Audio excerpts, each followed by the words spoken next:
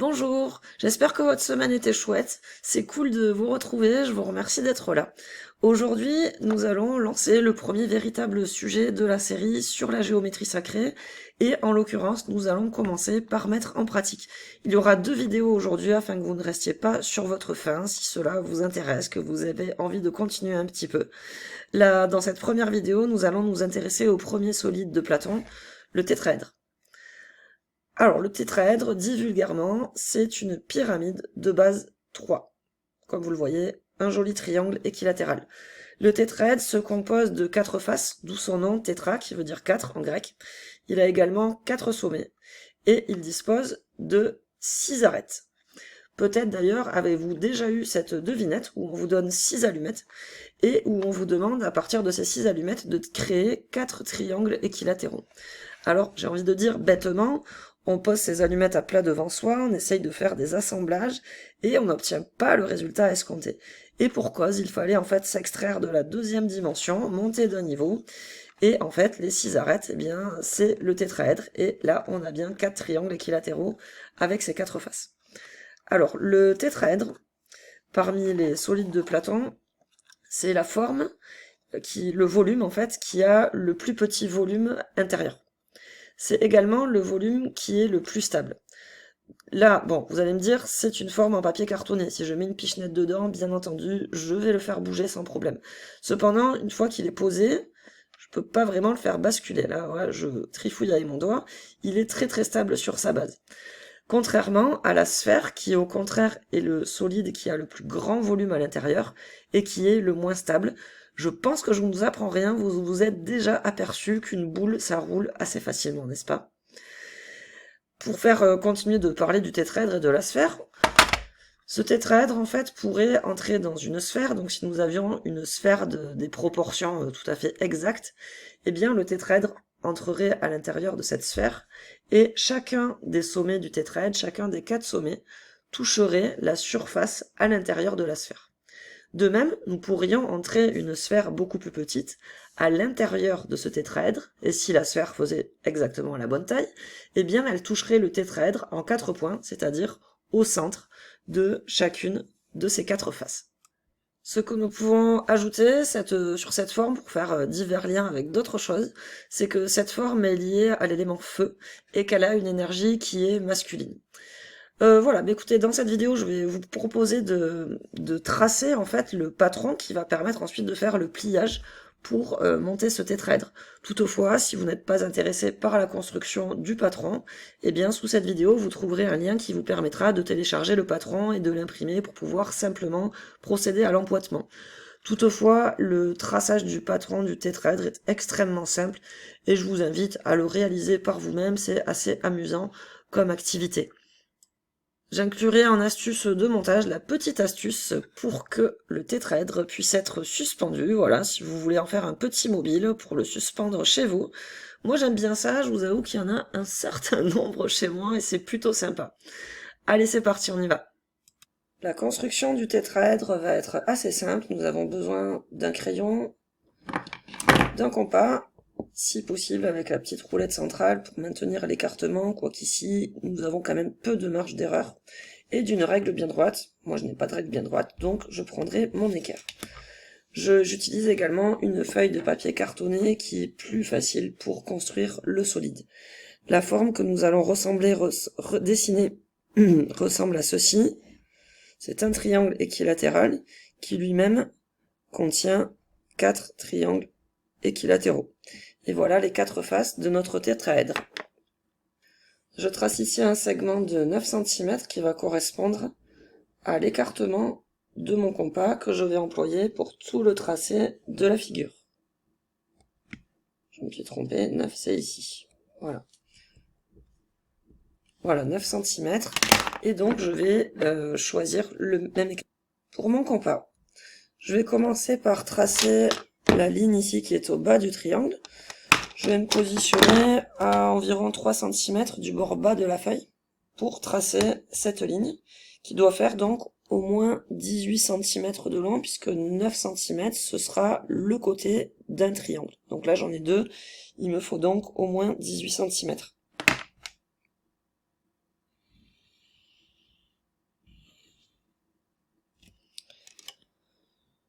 Je peux pourquoi pas mettre une petite marque à l'un des bords. Et c'est ici que je vais planter mon compas pour la première fois.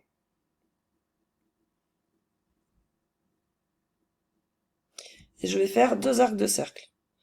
Un sur ma ligne et un au-dessus, à peu près entre mes 2 points.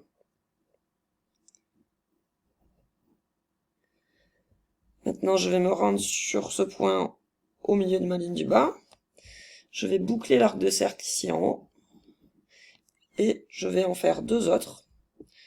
Un ici, donc à peu près parallèle au précédent. Et ici, un autre sur ma ligne. J'ai donc 3 points en bas de ma ligne. Je vais mettre mon compas ici pour aller boucler cet arc de cercle. Et depuis ces 2 arcs de cercle, je vais planter mon compas et aller faire un autre croisement d'arc de cercle ici en haut.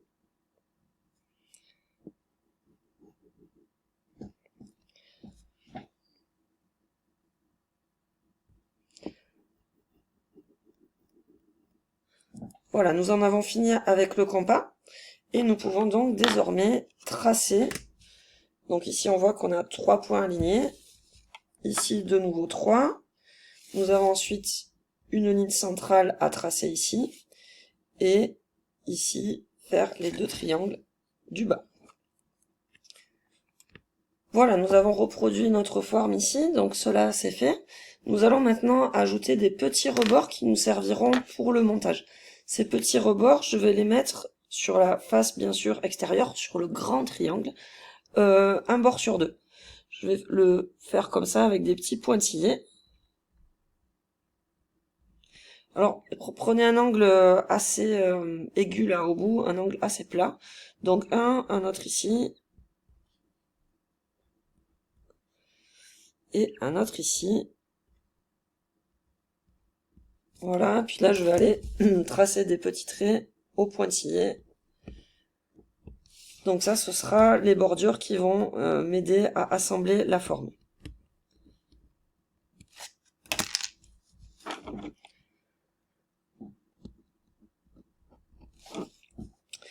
Si vous souhaitez colorier votre tétraèdre avant de le monter, eh bien c'est le moment de mettre vos couleurs avant de découper, ce sera plus simple. C'est également le moment où, avant de découper, si on a un cutter et qu'on souhaite pratiquer de petites incisions dans la feuille cartonnée, eh bien c'est le moment de le faire. Donc il ne s'agit pas de découper la feuille, simplement de l'inciser très légèrement, ce qui permettra ensuite de la plier plus facilement. Ne faites pas ça si vous avez une feuille de papier car vous allez passer au travers. Et les enfants, si vous êtes tout seul, ne faites pas ça sans vos parents, vous vous appliquerez tout simplement à bien plier. Donc quelle ligne faut-il passer au cutter si vous le faites ? Eh bien, en fait, ce sont toutes les lignes qui sont à l'intérieur de la forme elle-même, donc ces 3 ici, et également toutes les lignes pour lesquelles nous devons plier les petits rebords. Donc ici, ici, et ici. Alors une fois que l'on a fait ces petites incisions, si vous l'avez fait, il s'agit de retourner votre papier, votre feuille, pour voir si vous n'avez pas incisé, complètement découpé la feuille. Si jamais vous avez complètement découpé la feuille, pas de panique, il suffit de mettre du scotch au dos de la feuille et ça ira très bien pour rattraper le problème. Si comme moi vous avez repassé votre forme au stylo ou au feutre, eh bien c'est également le moment d'effacer les traits de construction avec les arcs de cercle notamment et peut-être la ligne du bas qui était tracée au crayon. C'est donc le moment auquel nous allons pouvoir découper la forme. Bien sûr, il faut découper également à l'extérieur des rebords. Ça y est, ma forme est découpée. Voilà ce qu'il reste de mon patron. Alors qu'est-ce que je vais faire avec ça ? Eh bien, je pourrais peut-être recycler mon papier, parce que ça peut faire des petits post-it pour des listes de courses ou des choses comme ça. Donc moi, par habitude, eh bien, je vais aller découper des petits bouts que je vais conserver et qui pourront être utiles pour faire des petites listes, par exemple. Voilà, tous mes petits papiers à liste font pas tout à fait la même taille, mais c'est pas grave. Et puis comme ça, je jette un minimum de papier.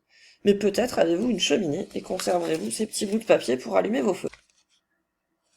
Pour ce qui est du pliage, 2 options. Soit vous pliez tout vers vous, auquel cas vous ne verrez pas les lignes apparaître à l'extérieur. Soit vous pliez tout face à vous, donc vers mon bureau en l'occurrence. Moi c'est ce que je fais, je plie vers le bas. Alors en plus je vous avais suggéré, si vous vouliez colorier la forme, évidemment si vous l'avez colorié, il faut plier vers le bas pour conserver vos couleurs. Voilà, tout simplement, on replie et il n'y a plus qu'à assembler la forme.